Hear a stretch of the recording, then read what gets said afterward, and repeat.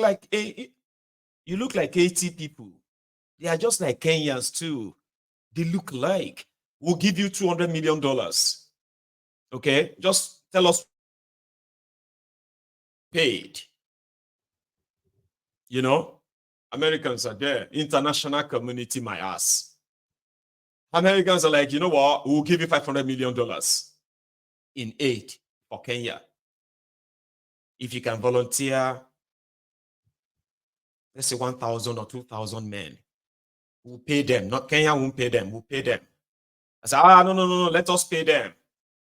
So no, we'll pay them. Averagely, we'll pay them $1,500 every month for that mission. No. You have to partner with the Ministry of Defense. The Ministry of Defense will have to look into the best of the best in Kenya military to send on this mission. And that money, everything should be paid to military, to Kenya. And we want something more too. Can you get us more weapons, guns, and all that stuff to add it to the thing? Are you sure you can volunteer 1,000 men from Kenya to go to Haiti? Yes, of course. Easy peasy. If you can make the money up to like small money, add small, so that I can speak to the parliament, I can speak to everybody there, and there will be no problem. Say, okay, then we'll make the money $600 million, and then we'll give you so and so plus it. Then the salaries of these people. Do you think America will pay these people $160 a month? Like, as ridiculous as you might want to blame America for all of this, Abi. Now, do you think 20,000 shillings, Abi 30,000 shillings, all of this under $200? Oh, do you think that's how much America is paying for this mission? But that's how much Kenya is paying them. They've kitted them up and all of that. They are in Haiti now. Some of them will have to come back in body bags. Imagine going to another man's country to fight another man's war, and then you return back to your country dead because of $200 a month. But right there in the country, the army, all of them that are left, they are being sent after the citizens that reject his IMF policy. So the vice president of the country, who was on 2 different occasions, right, acknowledged these killings. And the last part of this clip you're about to watch, he had to ask the gathering to give a minute silence to those killed by the police, the CDC or something. Well, it's in Kenya as we speak, but let's start from this one. As a country, as a parent, I feel the deep pain of their loss. No parent should have to bury their child, especially in such circumstances. I cry for our children. I am unable to bear the pain. My children, Kevin and Keith, are of the same generation Z. I want to put myself in the shoes of parents who have lost their young children and appreciate the pain, the anguish, the torment. Innocent young children whose only crime was to air their views in a democratic country. My heartfelt condolences, that of my wife, Pastor Dorcas, my son, Kevin and Keith, to the grieving families. May the Lord give them fortitude, the grace, the strength to bear the pain. We wish quick recovery to those who are injured and those who are. God is good, and all the time. Maybe before I give my address, I request all of you to be upstanding in a minute silence in honor of our children and security officers who lost their lives in yesterday's protests and pandemonium across the country.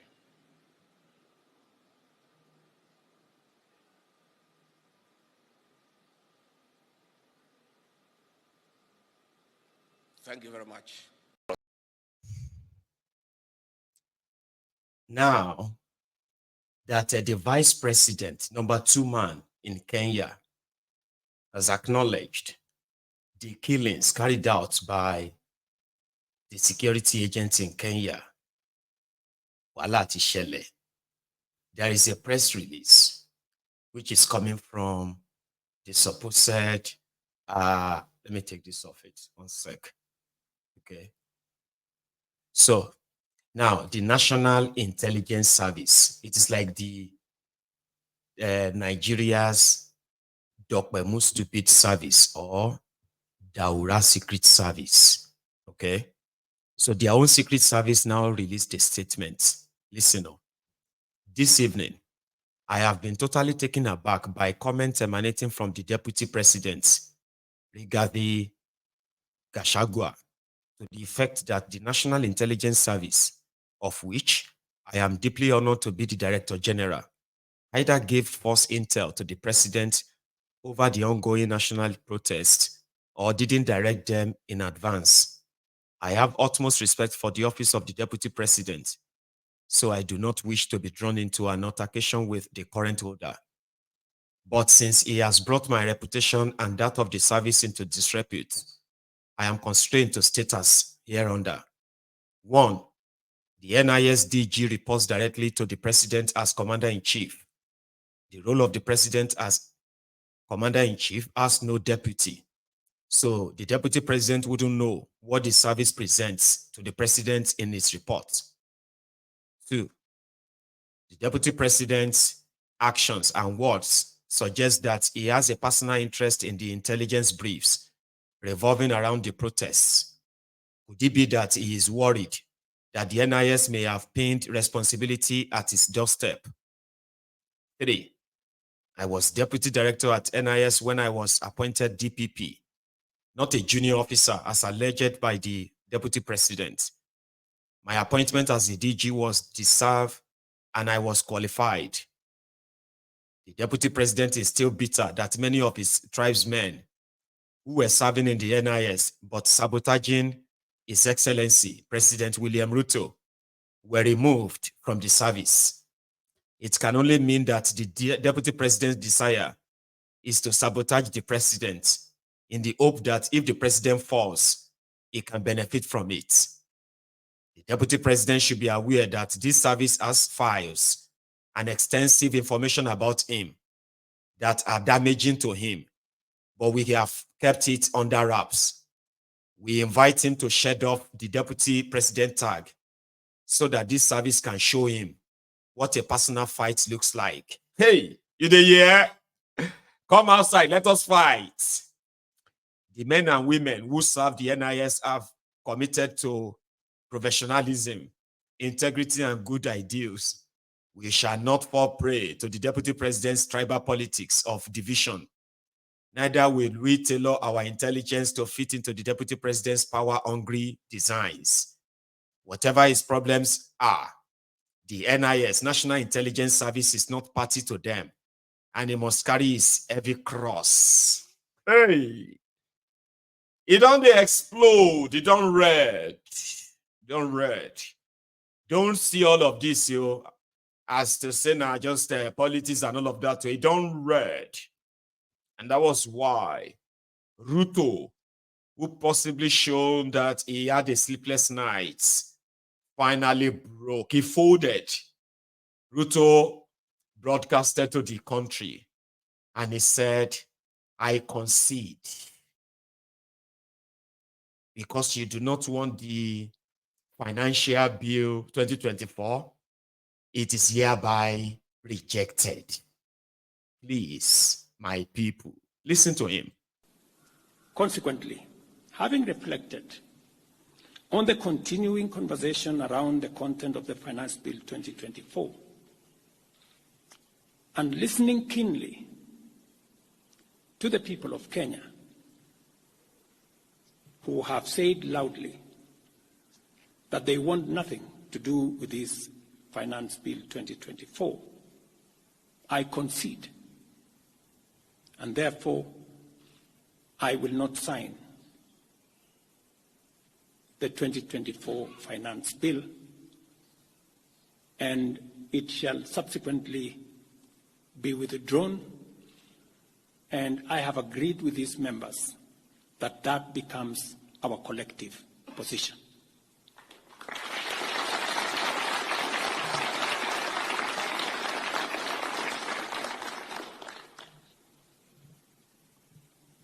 There is need for us as a nation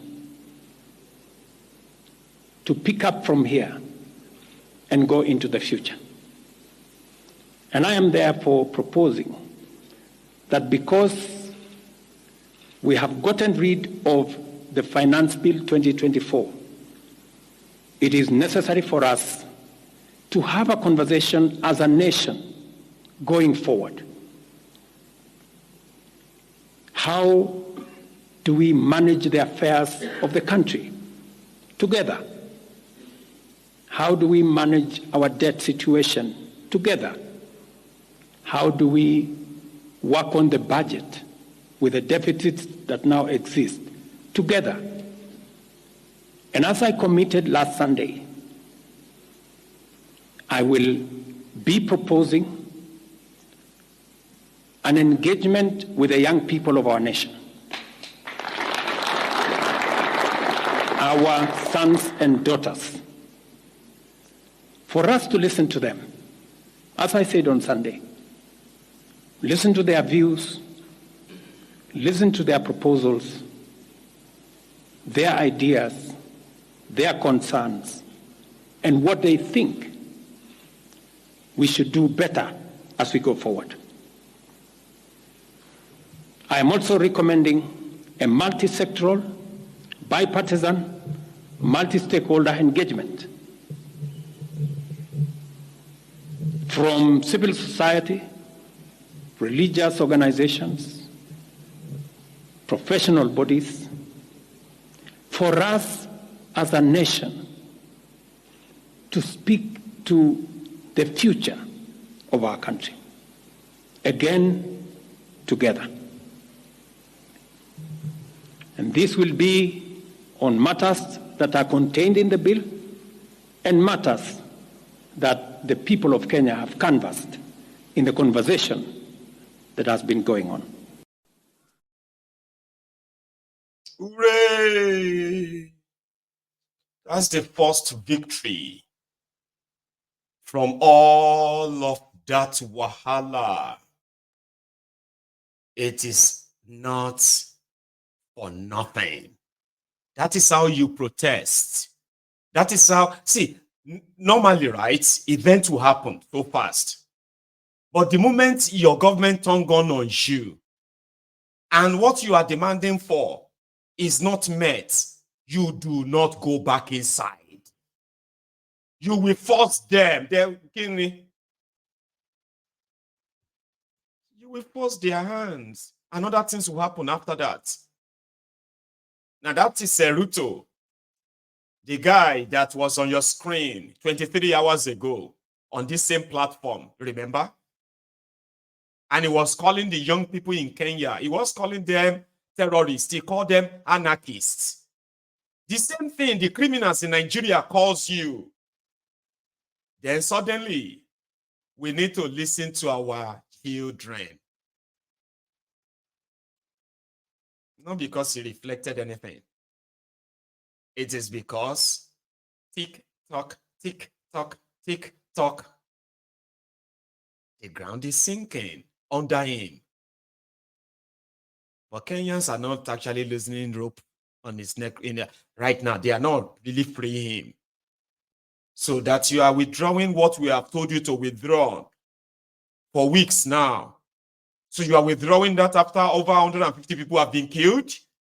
So who's going to be responsible for those killed? Now they're asking him to resign. You need to go.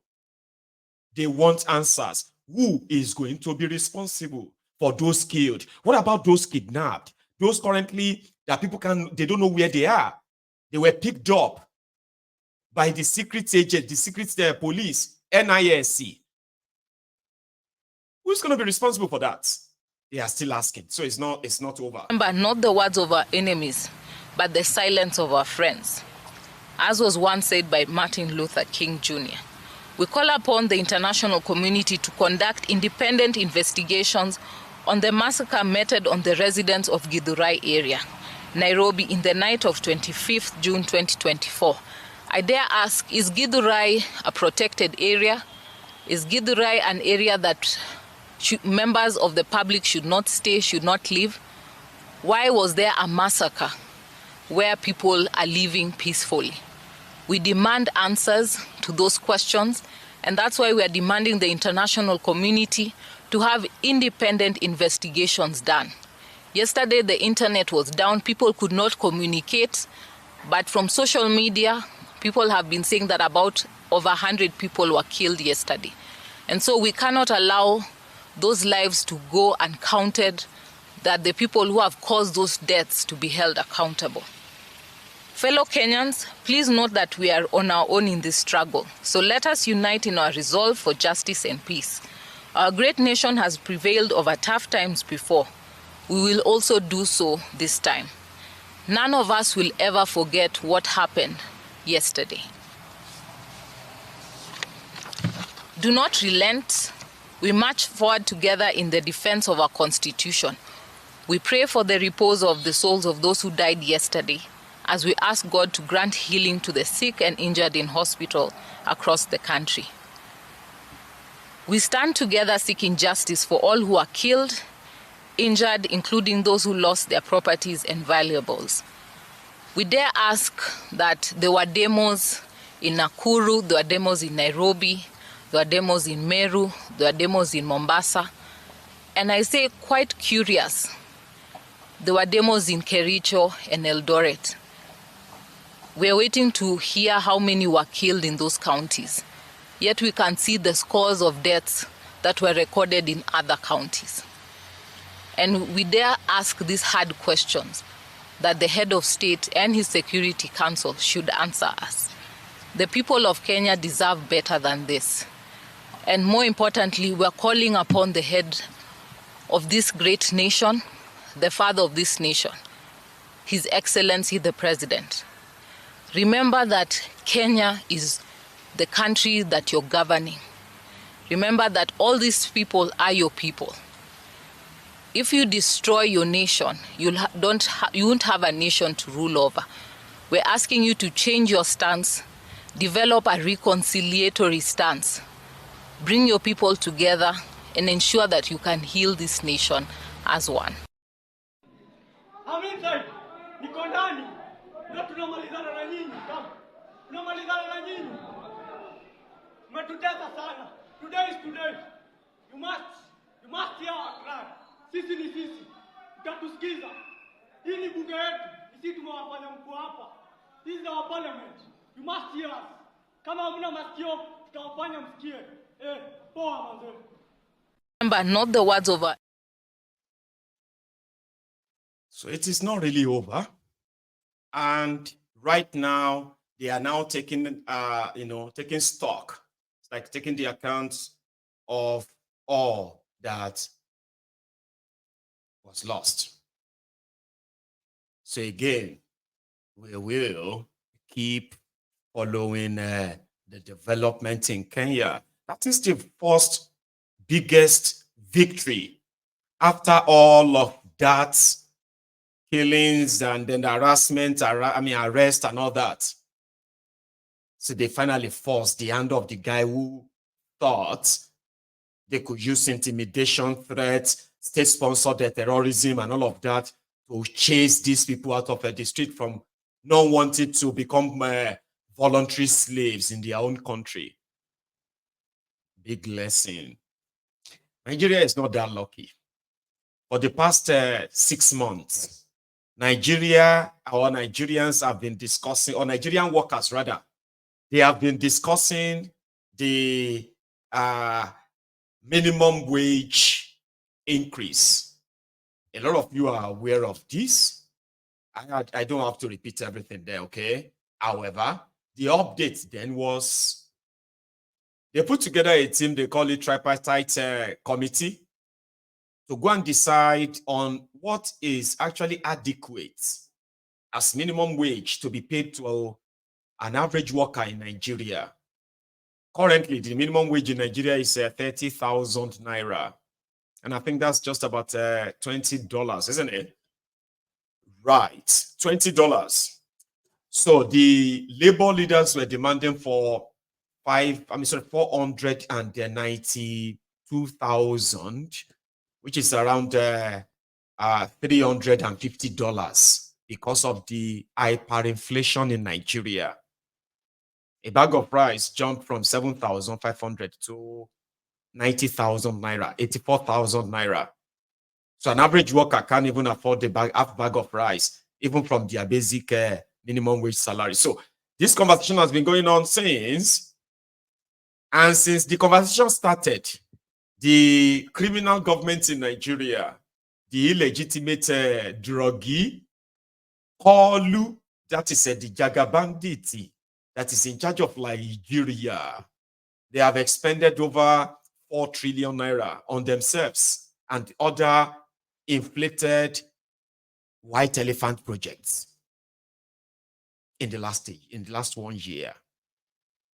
Anyway, the debt profile of the country has skyrocketed. It took Bokwari, I think it took him 8 years to run Nigeria aground, but he's already taken Tifnumbu, right, to further dig it, to further dip it in more oil, so to say. Anyway, the workers then said they were going to, they had a warning strike. So after the warning strike, they now said they were suspending, they were pausing the strike. I can't remember the exact word used, but it was pretty much like, we are going to put the strike on hold because Tifnumbu and his team are meeting. So they were going to make us an offer. Ladies and gentlemen, by the time the rumor of the offer came out, so they improved from $20. So they improved the offer to 62,000 naira. And that's practically $45. Now, the workers were like, no, we won't take that. So they said they will wait for the offer that Tifnumbu himself will give them. But we are following it anyway, right? They said, they were hearing about 62,000, but they were very confident that Tifnumbu, when they no swear for him, he no go offer them 62,000. At 30,000, at 35,000, at 60, at 62, at 490. Shishi, they know they offer anybody anything. Because minimum wage in there. Go and do your worst. Here is a message from the Minister of Misinformation under Tifnumbu, giving a report in that regard. See, if you like yourselves right now, you better go download all those loan apps. Download as many as possible. Borrow 20, 30, 40,000 from them. Collect everything together. Go buy food. Put food for house. If they come ask for their money, just tell them that you will do the work for them. The amount of loan you cannot pay back.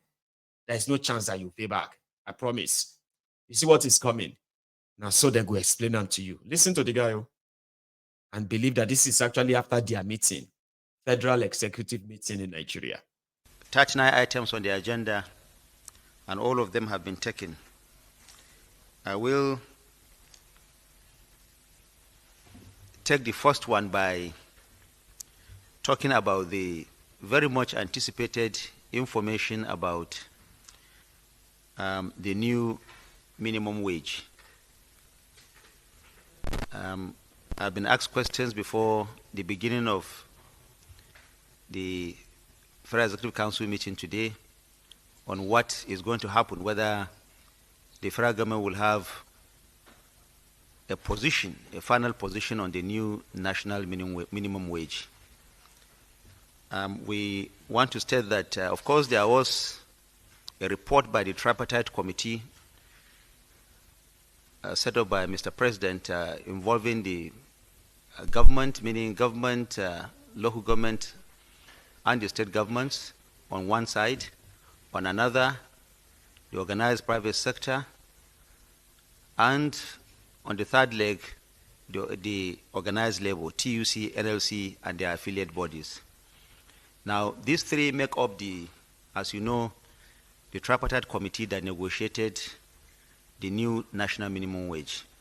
Recall what has happened, that two members of the tripartite committee, meaning the organized private sector and the government representatives, reached an agreement which they forwarded to Mr. President. Of course, you know that the organized labor had an objection to that, but consistent with the way it should be done, the tripartite committee has submitted its report